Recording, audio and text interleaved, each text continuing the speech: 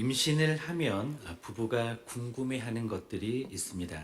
첫째는 우리 아기는 건강한가이죠. 부부는 출산 후에 아이에게 눈, 코, 입이 잘 있고 손가락 10개, 발가락 10개가 있는 것을 확인하고 나서야 안도의 한숨을 쉽니다. 두 번째는 태아의 성별입니다. 지금은 남아선호 사상이 거의 사라졌지만 그래도 대부분의 부부는 태아의 성별을 궁금해합니다. 그 다음 가장 궁금한 것은 무엇일까요? 바로 우리 아이는 어떻게 생겼을까 하는 것일 것입니다. 그래서 임신 중에 3D 초음파로 태아의 얼굴을 뚫어져라 보면서 부부는 나를 닮았네, 당신을 닮았네 하면서 즐거운 실랑이를 벌이기도 합니다. 자궁 속 태아가 아들이건 딸이건 간에 아빠를 닮을 것인지 엄마를 닮을 것인지는 모든 부부의 공통 관심사가 됩니다. 아기가 엄마 또는 아빠를 닮는 것은 부모로부터 받은 유전자로 결정이 됩니다. 그 유전자로 인해서 아기는 부모의 어느 한편과 붕어빵처럼 닮을 수도 있고 부모 모두를 닮을 수도 있고 또는 전혀 닮지 않을 수도 있습니다. 부부는 자녀의 모습에서 자기를 닮은 모습을 볼 때 크게 기뻐합니다. 자녀의 머릿결이나 자녀의 눈 색깔, 또 발가락 모양 등이 닮아 있으면 예뻐서 어쩔 줄을 몰라 하죠.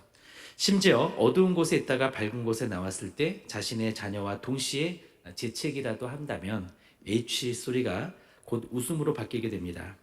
그렇다면 가슴으로 우리를 낳으신 하나님 아버지는 어떠실까요? 물어볼 것도 없이 하나님은 우리에게 자신을 닮은 모습을 보기를 원하십니다. 우리 안에 하나님의 형상이 있기를 원하시는 것입니다. 사랑 가득한 하나님의 눈을 주님은 우리 안에서 보기를 원하십니다. 활짝 웃는 그 입을 하나님은 우리에게 보기를 원하십니다.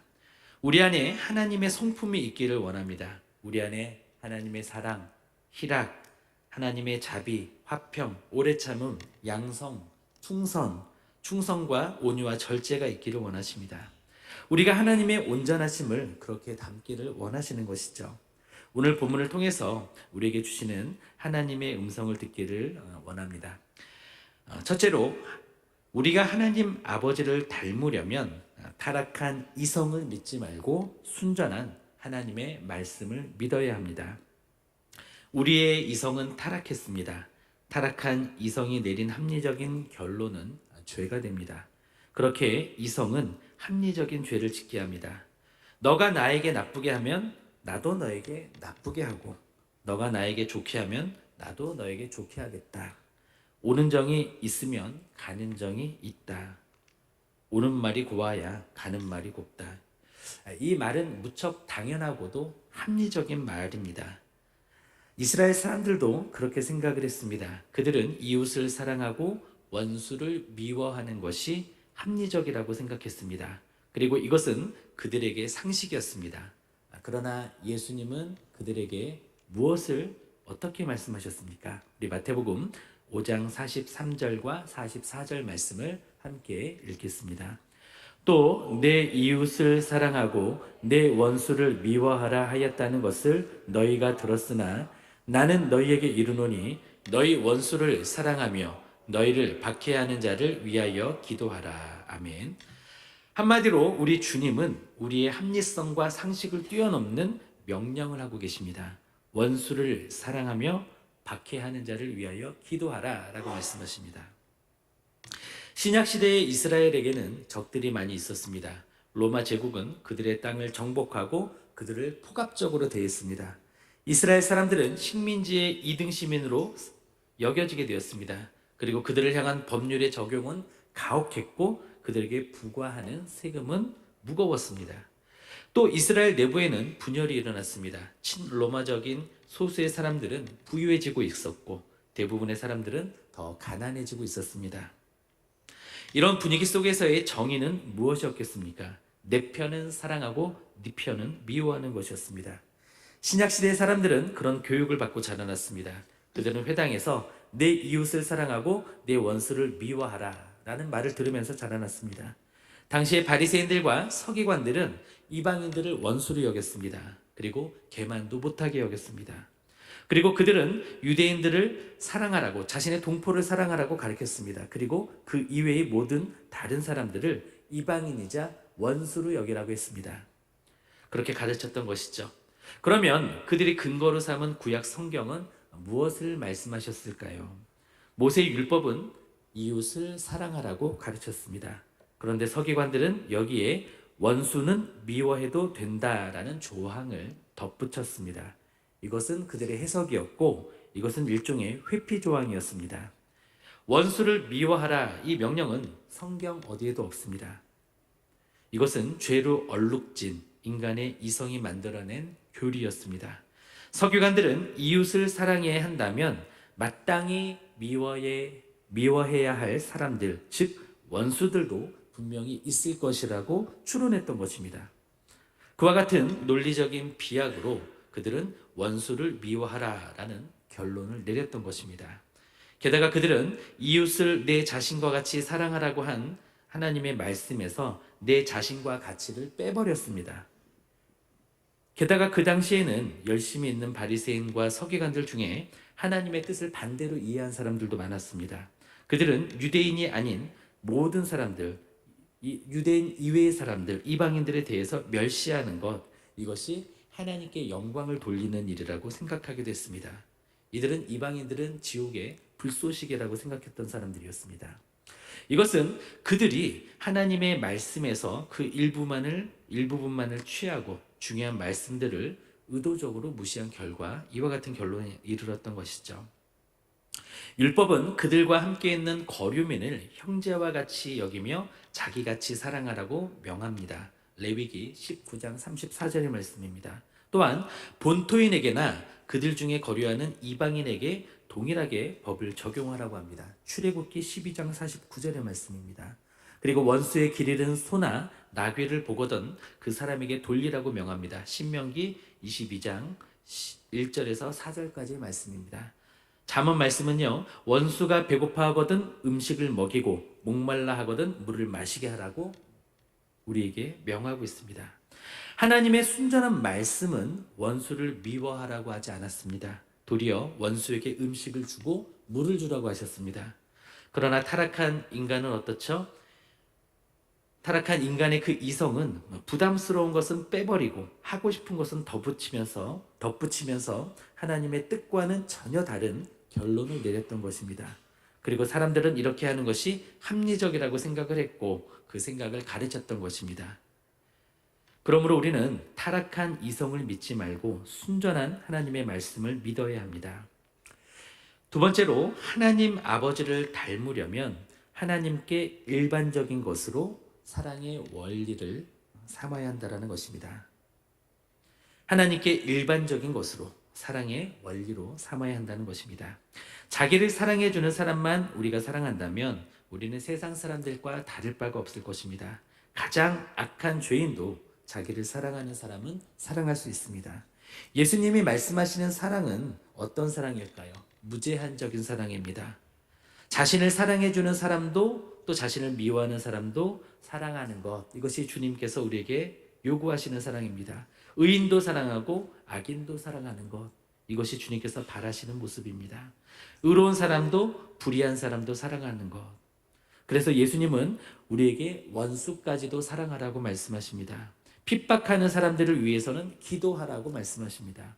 왜냐하면 하나님께서는 하나님을 사랑하는 사람들뿐만 아니라 하나님을 무시하는 사람들에게도 비와 해를 내려주시는 분이시기 때문에 그렇습니다.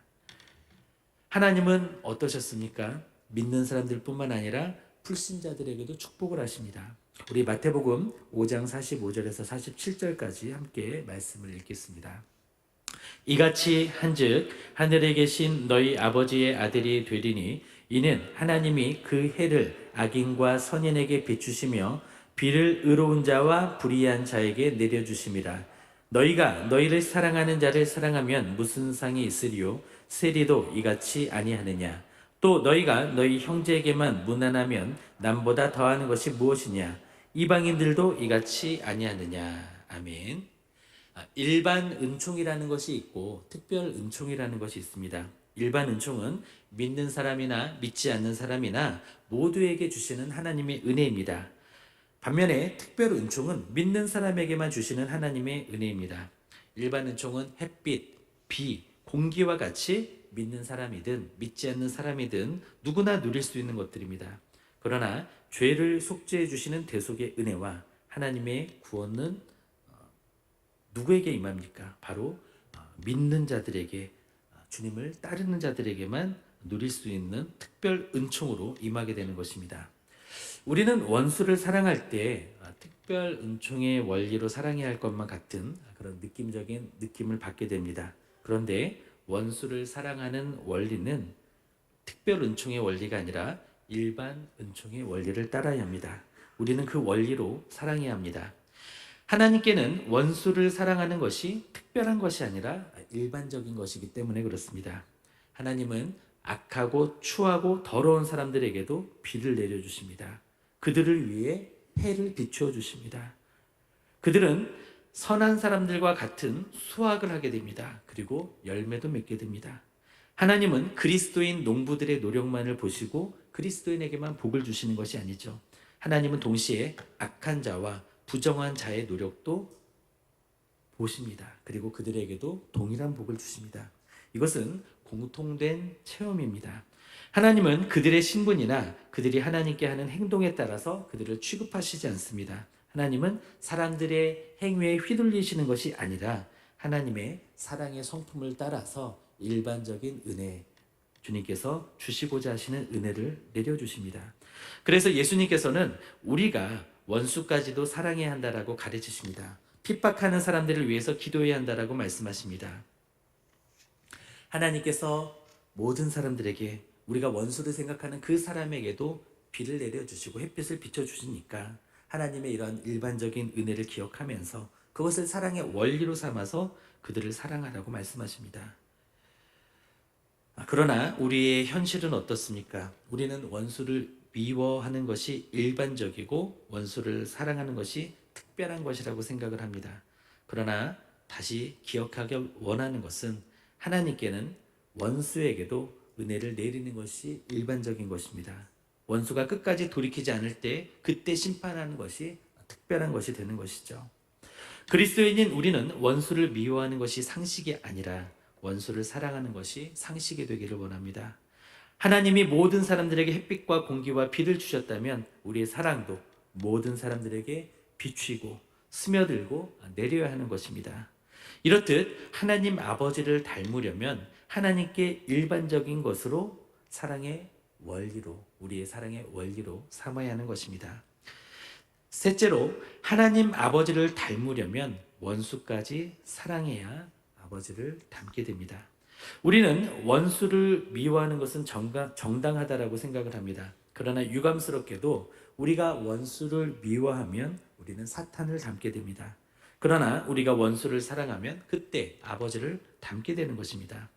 우리가 죄와 싸울 때에도 우리가 악을 악으로 갚게 되면 우리는 어떻게 됩니까? 똑같이 죄를 짓게 됩니다.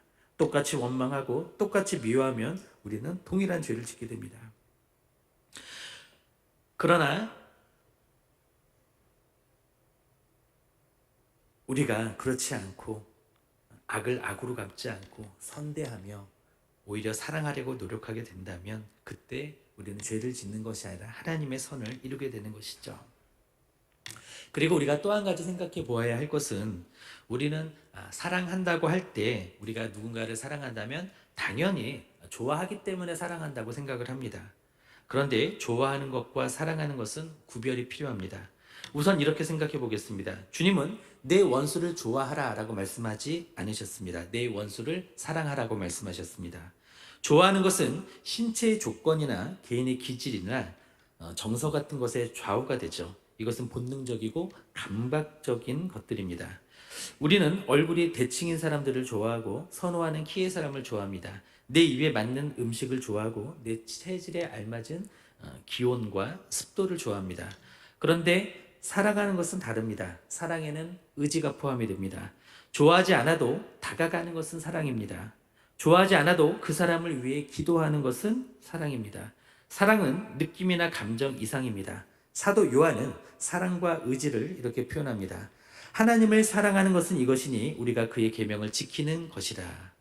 사랑은 내게 맞는 것을 좋아하는 것이 아니라 사랑하는 분의 뜻을 따르는 의지인 것이죠.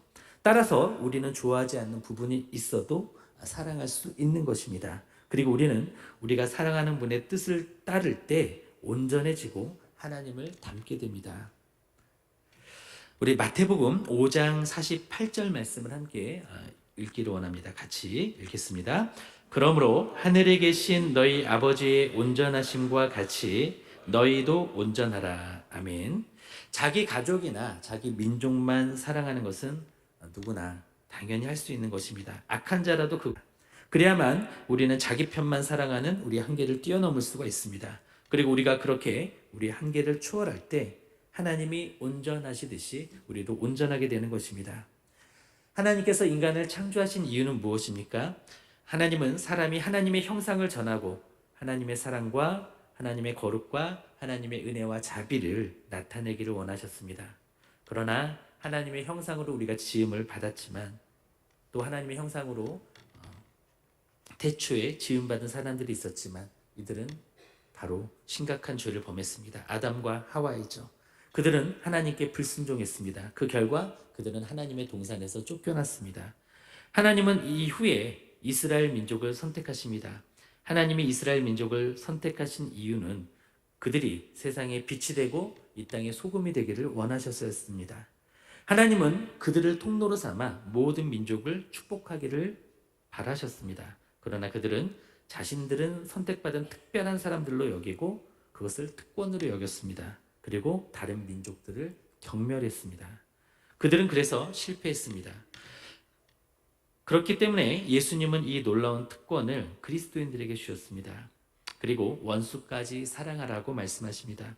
예수님은 우리에게 하나님 아버지의 온전하심과 같이 너희도 온전하라 라고 말씀하십니다. 이것은 우리가 하나님처럼 완전해져야 한다는 것이 아니라 하나님의 형상으로서 우리의 본연의 목적에 따라서 우리의 행동이 온전하고 성숙해져야 한다는 것입니다. 한마디로 하나님을 닮으라는 것이죠. 하나님의 형상을 회복하라는 것이죠. 우리가 온전할 때 우리는 하나님 아버지를 닮은 모습을 나타낼 수가 있습니다. 그런데 이 온전하라라는 말씀은 참 우리에게 부담스러운 명령이 되기도 합니다. 그래서 사람들은 다양하게 반응을 합니다. 어떤 분들은 그래 나는 할 수 있어 라고 단순하게 말씀을 하시기도 합니다. 그것을 대수롭지 않게 생각합니다. 그러나 이것은 자신의 연약함과 자신의 죄성을 간과한 것입니다. 또 어떤 분들은 노력만 한다면 가능할 것이라고 생각을 하고 고행하듯이 하나님의 말씀을 지켜나갑니다. 그러나 이렇게 하다가 곧 자신의 삶이 메말라지고 자신의 잣대로 다른 사람들을 평가하는 율법적인 사람이 되기가 쉽습니다. 어떤 분들은 자신의 노력으로는 불가능하다는 것을 겸손히 인정합니다. 그래서 주님만 의지하게 됩니다.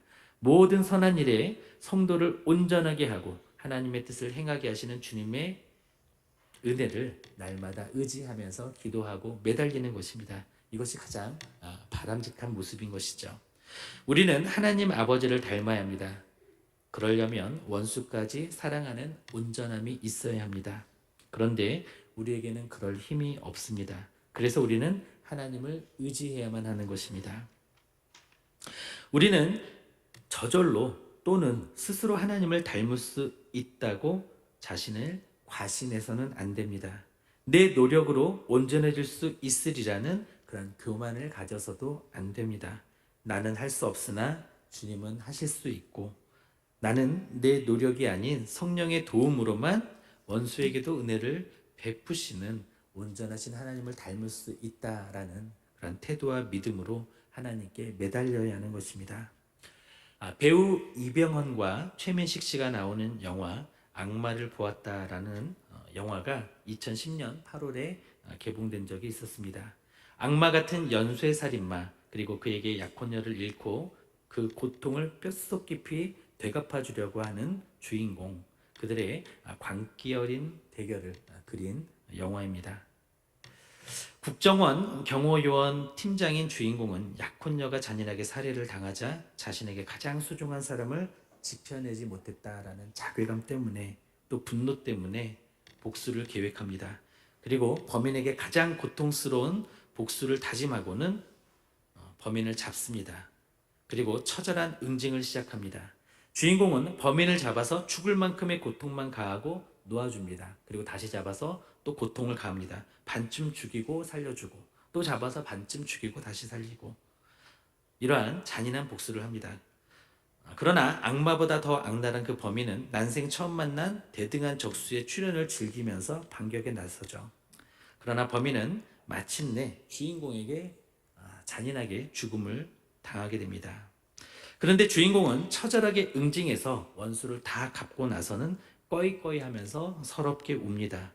복수가 완성이 되었으니까 이제 통쾌했어야 하는데 주인공은 왜 울었을까요? 답은 간단합니다. 원수를 갚는 동안 자신도 그 원수처럼 잔인해졌기 때문입니다.